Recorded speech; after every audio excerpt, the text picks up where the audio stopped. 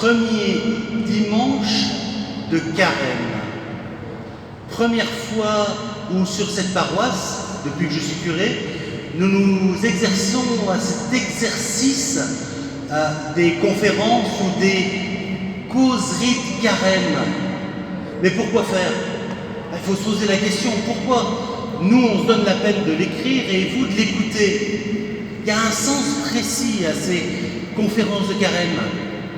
Avec l'équipe d'animation pastorale, si vous ne les connaissez pas, leur nom est sur le livret paroissial. Nous sommes 14 à essayer de conduire la paroisse. Le curé décide, il en faut un, et il a autour de lui un conseil. Donc nous sommes là, et cette année 2020-2021 a été rude. A été rude pour chacun d'entre nous. La maladie, la pandémie, le Covid a mis un arrêt brutal à notre rythme de vie habituel. Cette pandémie nous a pris par surprise et elle a mis le monde et nos activités habituelles sur stop. Et on s'est rendu compte que ce stop a révélé un certain nombre de besoins. Des besoins qui étaient inexistants pour nous parce que c'était de l'acquis. Mais cet acquis a été mis à mal.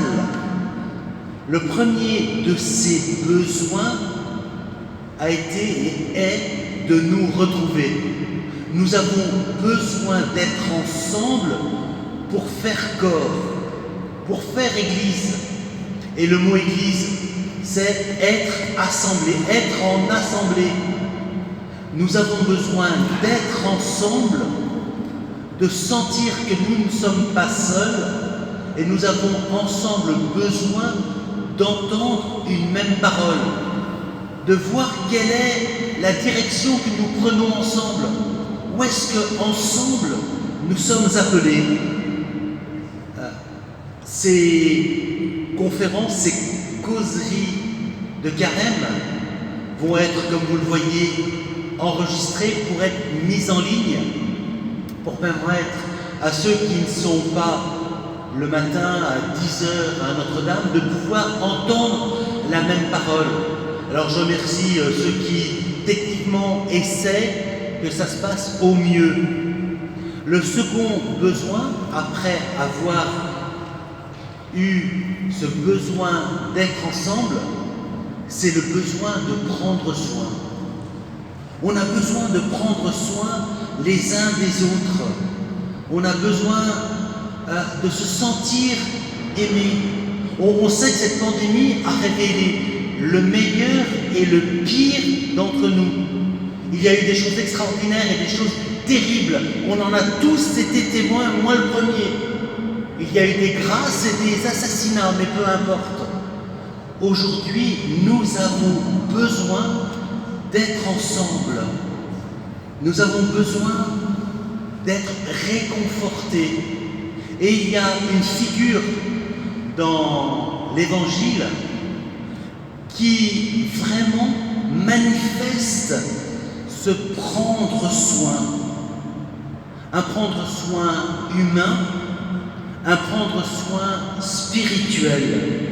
C'est pourquoi cette année, eh bien, nous allons regarder un personnage qui a été singulier dans la vie de notre Seigneur Jésus-Christ. Ce personnage, vous le savez, c'est Joseph. Et Joseph, Saint Joseph, est bien connu par nombre d'entre nous. J'ai mis cette petite icône que vous voyez sur les écrans, mais c'est aussi un lieu de pèlerinage pour des hommes et des femmes de notre paroisse. C'est un lieu où Joseph a montré qu'il prenait soin d'un jeune berger assoiffé à Cotignac. Et c'est cette figure de l'homme qui prend soin qui va être au cœur de nos causeries. Nous allons d'ailleurs, le 19 mars, avec les mères de Cotignac, célébrer cette fête de la Saint-Joseph d'une manière, je l'espère, assez festive. Donc j'en reviens donc à Joseph et à cette opportunité que nous donne le pape François de méditer sur cette figure à l'occasion du 150e anniversaire de la proclamation de Saint Joseph comme patron de l'Église universelle. Il a écrit le 8 décembre dernier une lettre pastorale que j'ai découpée en 5 temps qui feront l'objet de nos prises de parole du dimanche matin. Patrice Corday, avec un cœur de père. Tel est le titre de la lettre du pape François sur Saint Joseph. Ce personnage est crucial dans la vie de Jésus, mais il m'a paru important de voir quelle est la place que Joseph tient dans les évangiles.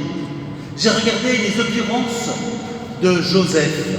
Alors, dans l'évangile de Matthieu, nous le trouvons 9 fois. Marc n'en parle pas. Luc le mentionne 5 fois. Et Jean prend le temps de le citer 2 fois. Pour ce personnage crucial, central dans la vie de Jésus, il n'y a que 16 petites mentions. Vous me direz, si on fait de la numérologie, si on prend la tradition kabbalistique, 16, c'est 7. 4 plus 3, c'est Dieu et homme. C'est l'intérêt de l'homme pour Dieu, c'est l'intérêt de Dieu pour l'homme. Dans ce chiffre 16, il y a déjà toute une projection. Alors, on n'a pas dit grand-chose de Joseph.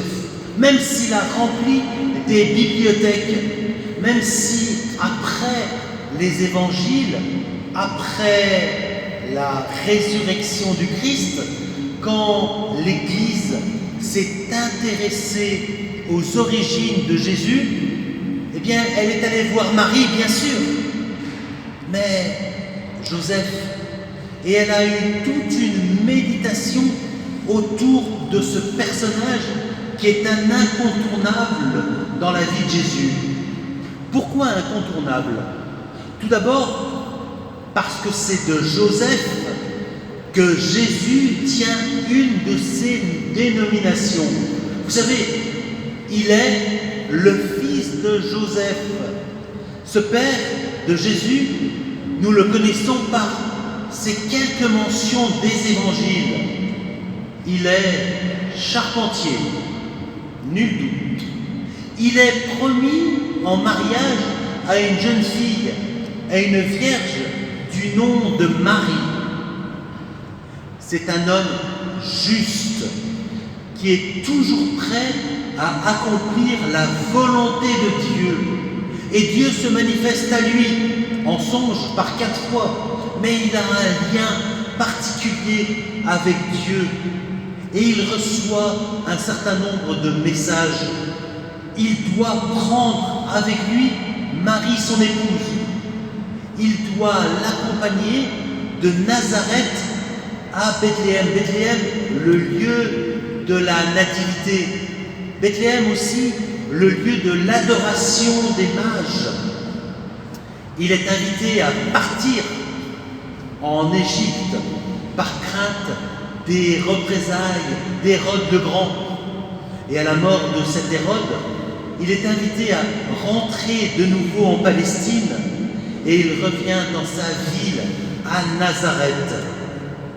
Nous sentons combien par ces mentions légères mais combien précieuses, Joseph est attentif à l'histoire de son fils et combien il est à l'écoute de la parole de Dieu à son sujet. Joseph est bien le père de Jésus. En tout cas, il le déclare comme tel en lui donnant son nom. Il déclare à l'humanité entière, celui-ci est mon fils parce qu'il le nomme. C'est d'ailleurs la seule certitude que l'on a. Un père devient père quand il reconnaît son enfant. Ça, c'était valable hier et demain.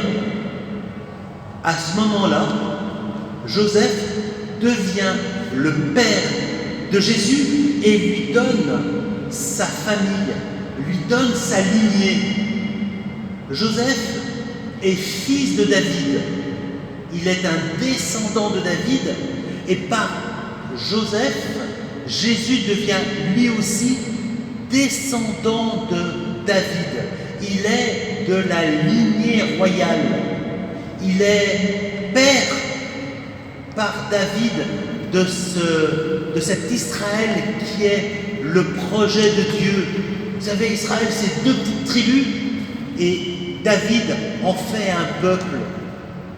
Par David, Joseph et Jésus devient membre d'un peuple. Il est père d'un nouveau peuple. Et d'ailleurs, il est père d'une manière particulière parce que le nom de Jésus est un programme. Quand Joseph nomme son enfant Jésus, Dieu sauve, il lui donne sa mission. Jésus aurait dû s'appeler Emmanuel, Dieu avec nous. Mais de la part de Dieu, Joseph reçoit le nom de Jésus. Dieu sauve son peuple. Dieu sauve son peuple de ses péchés. Dieu sauve son peuple de la mort qui est la conséquence des péchés.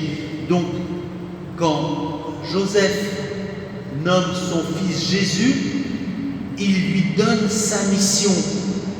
Marie reçoit le Fils de Dieu dans son sein par la conception virginale et Jésus reçoit de Joseph son nom, sa lignée et sa mission. On oublie souvent que Joseph donne la mission par le nom à Jésus. Et là, c'est quelque chose de central dans la vie de Jésus.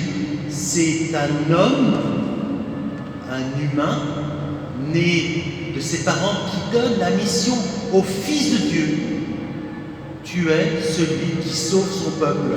Et l'Église ne s'est pas trompée au cours des siècles. Elle a honoré Joseph de très nombreux titres. Je vous en donne quelques-uns. Il est patron de l'Église catholique.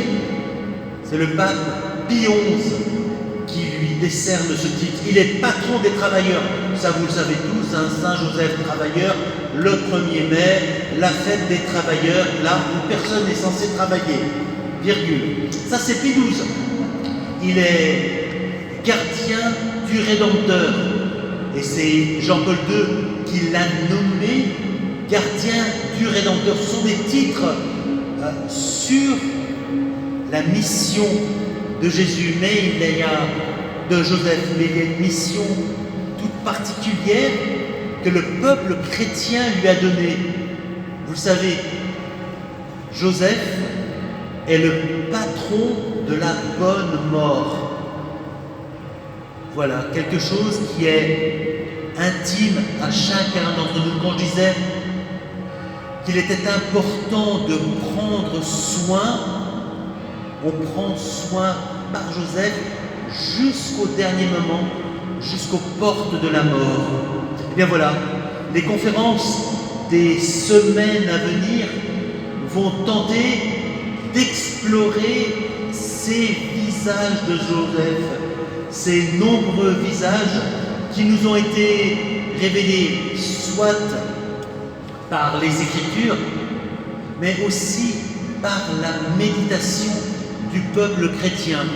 N'oublions jamais que le peuple chrétien, dans sa prière, a raison.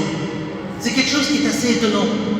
Mais quand, d'une manière habituelle, le peuple des croyants dit quelque chose sur un personnage, la foi du peuple est la foi de l'Église. Et donc nous allons peu à peu découvrir quelle est la foi du peuple chrétien qui est devenue la foi de l'Église et qui est l'objet de cette méditation avec le pape François.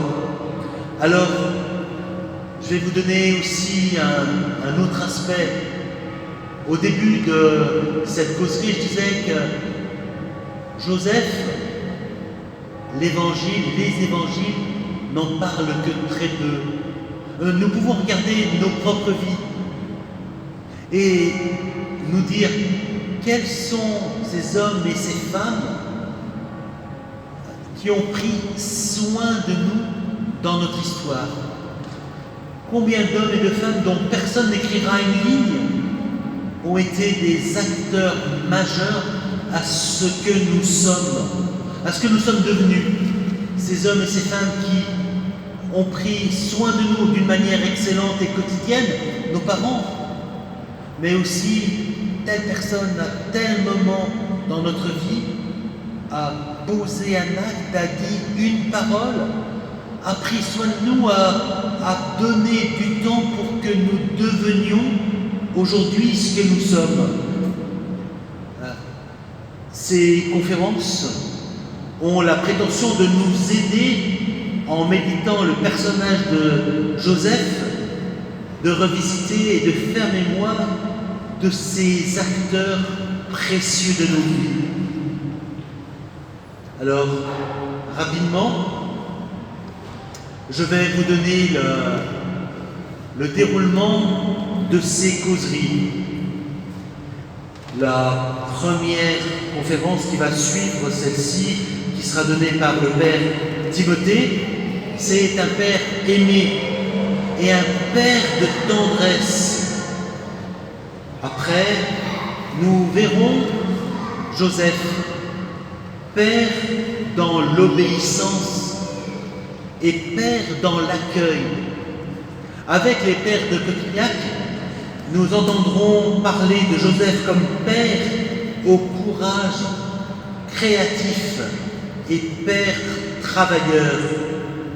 Et nous terminerons par Joseph, père dans l'ombre.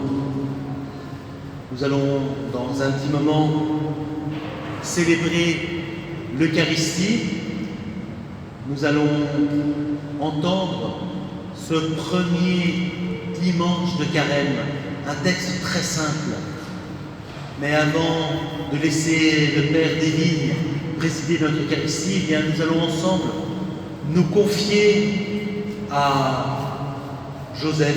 Si vous le voulez, nous allons nous mettre debout et il y a sur la fin de notre petit livret, eh bien, cette prière à Joseph. Je vous invite à la dire avec moi. Dieu notre Père, tu as confié à Joseph la mission d'être sur terre le Père de Jésus, ton Fils bien-aimé. Fidèle à cet appel, il a su demeurer fort dans les épreuves, plein de tendresse et d'attention, en veillant sur l'enfant de la promesse et sur Marie sa mère. À l'image de Saint Joseph, tu nous appelles à être forts et courageux dans les moments difficiles, attentifs aux besoins des personnes autour de nous, tendres envers ceux et celles qui souffrent. À l'exemple de son ami, le frère André, aide-nous à être à l'écoute des autres. Inspire-nous une parole d'espérance qui leur révèle ton cœur de Père. Plein d'amour et de miséricorde, garde-nous forts dans la foi, fidèles dans nos engagements, confiants devant l'inconnu et joyeux pour accueillir la vie. Amen. Dans le petit livret que vous avez, il y a le chant d'entrée et surtout l'extrait que nous allons commenter jour après jour de la lettre du pape François. Donc vous aurez le texte que le pape François nous donne et si vous le souhaitez, vous pouvez l'amender par ce que nous pouvons rajouter. Je vous remercie, je vais rejoindre la sacristie et on va enlever toutes ces caméras. Dans un moment, la messe commence dans 6 minutes.